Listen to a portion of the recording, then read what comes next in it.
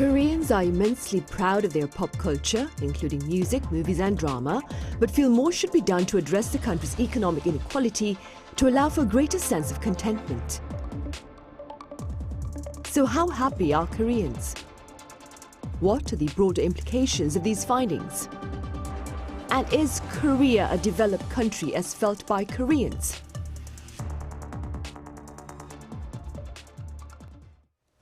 Welcome to Issues and Insiders. Our very first edition for this new year highlights the results of a recent survey on public thoughts regarding a wide range of topics. For more on this, I have Professor Shin Eun-kyong from Korea University here in the studio. Professor Shin, it's a pleasure to have you back. Thank you for having me.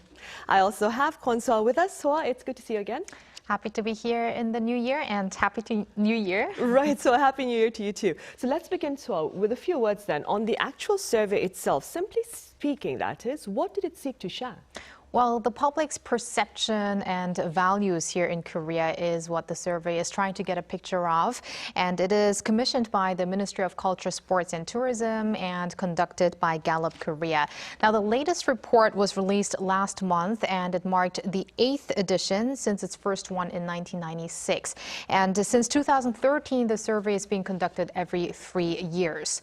So 5,100 adults aged 19 to 79 were asked in the poll on 8 topics, including personal life, marriage, family life, and work, leisure, retirement life, and also their perceptions on social support, conflict, trust, and also culture, history, identity, as well as North Korea and unification. So basically, the poll shows us how satisfied or not the public in the country is and what they are more or less happy about. So by sharing respondents' views on these issues, the survey seeks to assess what is needed and also reflect that in government policies. And also the results become sources for humanities and social sciences as well. Right, I see. And before we get into the specifics then, Professor Shin, what do you suppose are the broader implications of these survey results? Some may question, do we need, in the era of data Big Bang, we already have a lot of data, and still do we need this kind of additional data, survey data? And my answer is absolutely yes. The implications can be summarized in 3 points. First, ironically, because we're exposed so many data, it's massive amount of data, this kind of representative study is extremely valuable. At the individual level, what we experience during our daily life is only a tip of iceberg, and even among millions of iceberg in the ocean. So we really cannot tell my impression that I'm getting is it generalizable or not. So having this kind of generalizable representative data set also give us very good reference point. And secondly, because some of our traits are hard to capture, especially what we believe and how we think. So unless we don't have this kind of in-depth interview data, we're not going to be able to see what's really going on in our minds. And lastly, this research has been conducted, as Soa mentioned, every 3 years. So it allows us to track how we change as a collective over time.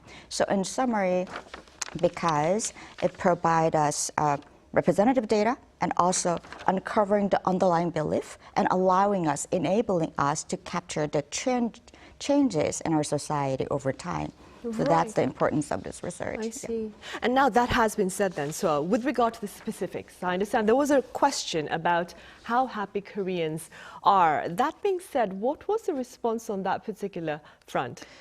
Before I give you the answer to that, Sunny and Professor Shin, how would you rate your level of happiness last year from a scale of 1 to 10? Okay, Professor Shin, go first. I may answer 10 because the camera is running. Okay. And I agree with Professor Shin. I would also say 10 then. Really? Okay, then I would say that you're way above the average of the nation's people. So let's take a look at what the poll showed. So here on the graph that we're going to see now, in 2022, when asked about one's general happiness, 65% of respondents said they were happy, and 4.6% felt unhappy. And the rest, I believe, was somewhere in between. And you can see the figure never went above 60% nor dropped to below 60% on this graph, with a report saying the public's happiness was at a mid-high level in the past 14 years. When comparing the results from 2019 and 2022, it may appear that Koreans have become happier in recent years, but we have to consider that this is a triennial report. And that's why I looked up actually a different report as well. And that one showed that actually, according to the National Assembly Futures Institute, in 2020, between a scale of 1 to 10, I believe, 6.83 was the happiness. Then in 2021, 6.56. And then 2022, 6.53. So actually in the past 3 years, the happiness level seems to have been going down. Now going back to some details of the Culture Ministry survey, happiness or satisfaction regarding one's family life came at 82.3%, so pretty high, while only 38.9% were satisfied about their income or property. And what is also revealed is that 27% of Korean citizens sacrifice their presents for their present for their future happiness, while 43.4% perceived the current happiness as more important than an indefinite future. Right, I see. Professor Shin, how does Korea's public happiness rate, so to speak, compare to that of its counterparts? And what appear to be the cultural, perhaps, as well as social implications of this particular finding? So when Soa asked us question, how happy are we on a scale of 1 to 10, we give an answer 10. But if the camera was not running, my answer would be very different. And some of us, if we have the question, may think of 10, some lucky people. But some people who may be extremely happy, but they're giving 10 out of 10 to any question could be uncool. So how to answer a question is extremely a social product. In some countries, in some places, maybe people exaggerate their happiness, especially when camera is running. And also in other places, people may under-evaluate their happiness. So crude comparison of these results across different countries is an oversimplification. So because first, the definition of a happiness is different because from place to place, and also how to answer the question can be different as well. But that being said, I think one aspect of this result is fascinating. If you look at the average, it seems like our overall happiness has not been changed much, like a slight decline, but still like very similar to the past. Yet, over the last 15 years, the standard deviation of the result has been declined. That means not many people actually reported extreme unhappiness who reported 1 or 2. At the same time, those people at the top of the scale who reported 10 out of 10 was only 1.6%. And 9 out of 10 was only 6%. So what we learned from this result of the last year, 2022, is that we are actually losing those extreme population at the bottom, at the top as well. Right, I see. And moving forward, so how were the thoughts of the MZ generation reflected in this latest survey? And before we get into that, could you perhaps, for our foreign viewers, tell us a little bit about the definition of MZ generation here in South Korea? Well, I belong to that generation, MZ generation, or Generation MZ, or in short, Gen MZ, which is the Millennials and Gen Z. So it's a pairing of these two groups. So those that as of 2020 were in their late 20s to early 40s, the Millennials, and the Gen Z, who are in their early teens to mid-20s. Now, although the two groups may be distinctly separate in age, they have many similarities as well. They are digitally fluent, come from diverse backgrounds, generally are more educated than previous generations. And this one is also worth noting. They both have been impacted by economic downturns when entering adulthood. So the 2008 financial crisis, and then we have the pandemic starting in in 2020. So the pairing of these two groups is also seen to have many benefits in terms of consumer targeting. But back to the study now. Remember earlier I said that over 43% of respondents said that being happy right now is what they find more important than their future. And along with this figure, the report refers to YOLO, the acronym for You Only Live Once, introducing this as a phenomenon existent among those born between the 1980s and the 2000s. So they say, although they do refer to the MZ generation when they talk about YOLO, they do also say that now you can see this phenomenon across all kinds of generations. Now, what millennials and Gen Zs also like to care about is issues like social justice and climate change.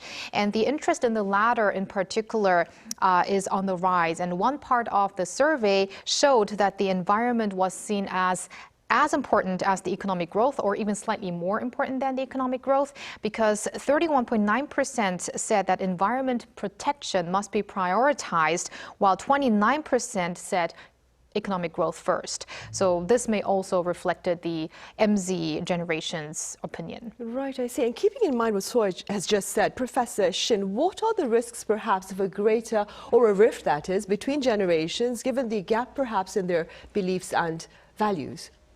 Our values and beliefs has been widely diversified. The difference itself is not a source of social conflict, yet not accepting such variety can be. The heterogeneity in our society is a beautiful product of our miraculous history. Given the vast unfolding of Korean history, each generation in our society lived a very distinctive historical moment, economically and politically. Let's say our grandparents born into colonial times, and our parents went through dictatorship, and our Gen Z population, the younger generation, born into democracy. Thus, we all have very distinctive cultural orientation as well.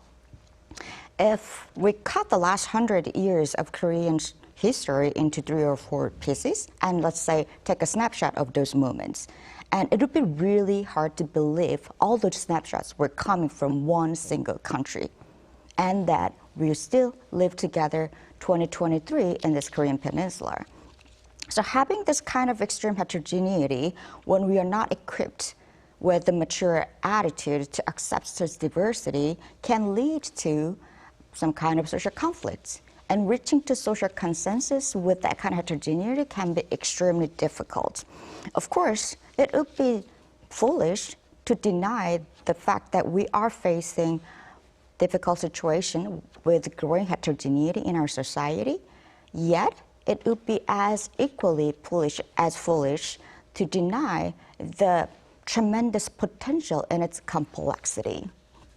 Because instead of having hostility against those people who are seemingly very different from ourselves, maybe we can reverse engineer that hostility into curiosity. We can learn a lot from different people, and it's a beauty that we do not think alike. So I think the rich diversity in our society can serve as a social glue, and it could be a great source for social flexibility. Right, and some say it could also be a basis for development. And that being said, Soa, do Koreans believe that Korea is a developed country? Well, this is quite a difficult question to answer for many people. And also, so many times you find Korea way down at the bottom of studies that involve advanced countries. And a very representative example would be OECD studies. Even, for instance, when we talk about happiness, we find Korea always at the bottom when it comes to the happiness figure among OECD countries. But South Korea is a developed country under a number of classifications. And in recent years, in 2021, we just had the UN Conference on Trade and Development upgrading the country as a developed economy. So findings show that it really depended on which sector people are looking at. So let's take a look at these figures here, broken broken down by category. Koreans were asked on whether they felt Korea is already at the level of developed countries. Now, the left bar shows the perception of 2013 and the right one of 2022. So we can see that these three parts are divided into the culture, economy, and political sector, and close to 66% saw Korea's culture at the level of developed countries. While not here on this graph, 96.6% called the nation's pop culture outstanding.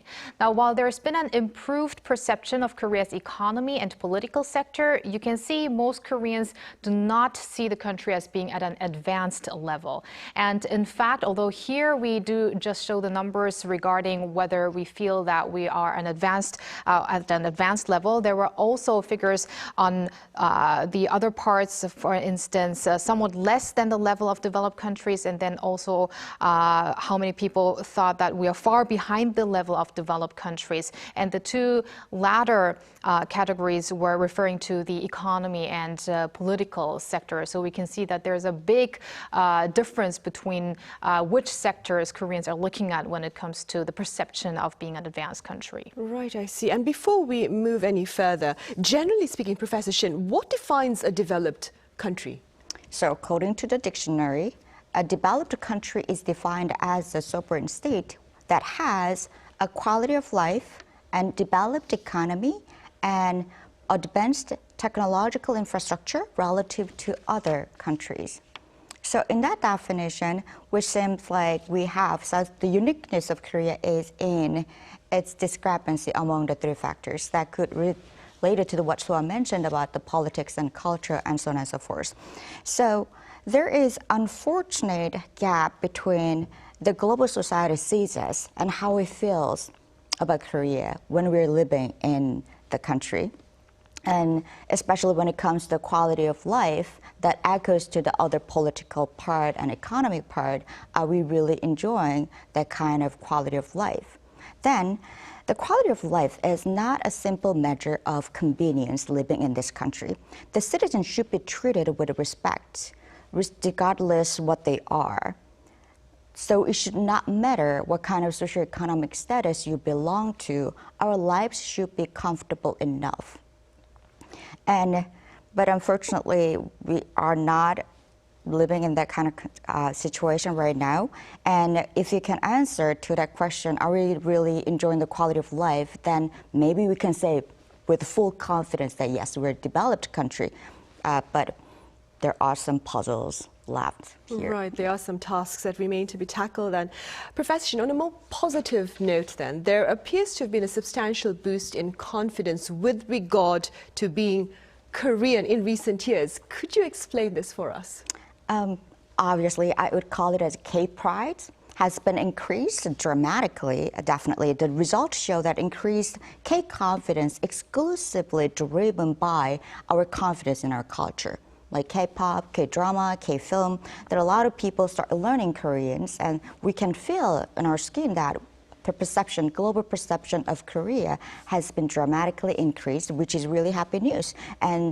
But what's really funny is that our confidence, our K-pride is actually a product of those kind of external factors, has fueled back us that give more confidence in being Korea, being very proud about it. Yeah. Right, as Soa mentioned, outstanding with regard to Korea's pop culture, right? So, right. So Soa, as we welcome this new year, what do Koreans believe is the #1 task that needs to be tackled in 2023? Well, immediate tasks that Koreans want to see resolved were related to job issues. In fact, 29% said that the job issue should be tackled first, and then the gap between rich and poor, that came at 20%, has also been an issue for decades, closely followed by real estate and housing problems at 18.8%, and low birth rate and aging society, which we also have have been talking a lot on our program here. And then fifth and sixth came environment, pollution, and welfare, but both at 3.6%. So the other four issues that I just mentioned were what really Koreans wanted to see resolved in year 2023. Right, and staying with that, Professor Shin, this is something you mentioned earlier. On the topic of tasks to be tackled, 8 out of 10 survey respondents pointed to economic inequality as a serious problem. What more can you add? It's unquestionable that we are living more and more polarized world, and especially the economic inequality has been a serious social problem. According to World Bank, 45% of all income in Korea is earned by top 10%, which clearly shows our serious economic income inequality in South Korea. I don't think there is any quick recipe to fix that, but if we neglect those suffering, we will have to pay for the consequences. Whether we accept it or not, we are all connected, and other people's misery are not exclusively their problems. How can we truly be happy when our fellow citizens suffer to subsidize the basic needs of the society?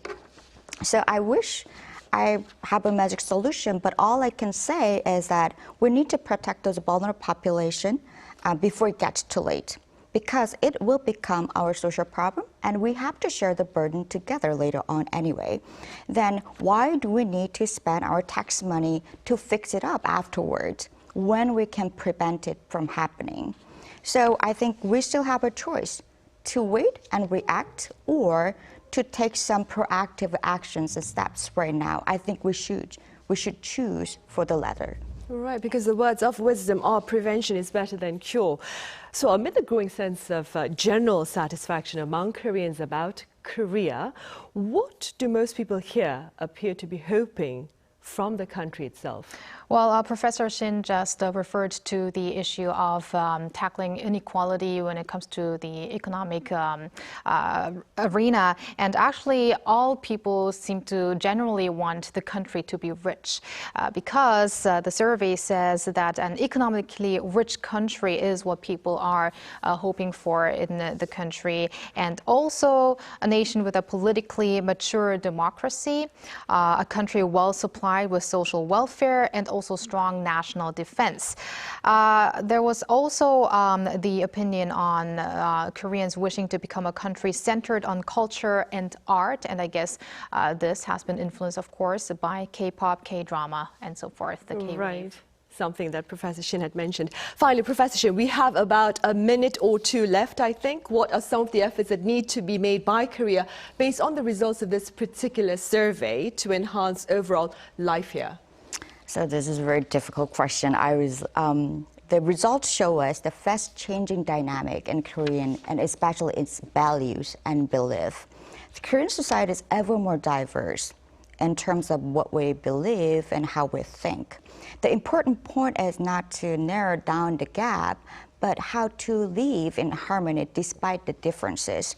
So the social boosting of empathy and the respect for the differences should be the most important challenge or task for the coming years. And also a lot of other social issues, we also need to consider the context of it. Let's say you mentioned that global threat, but also we need to consider that we have more longer life expectancy. Back in the days, let's say in the 60s, you have 2 children of 6 years of life expectancy. Now you have 1 children with life expectancy of 84. Then number 2 is not equal the overall, the meaning of the living on Earth. So I think these reports allow us to have a glimpse of what's really going on. The alarming part of it is fast changing. Right, well, at least we know now we can take baby steps, or steps, tangible steps that is, to actually address these issues. Professor Shin, as always, thank you very much for your time and your thoughts. Thank you for having me. And so, as always, thank you for being with us. Thank you. Right, well, on that note, we end this very first edition of Issues and Insiders for the new year. Thank you for watching. See you same time tomorrow.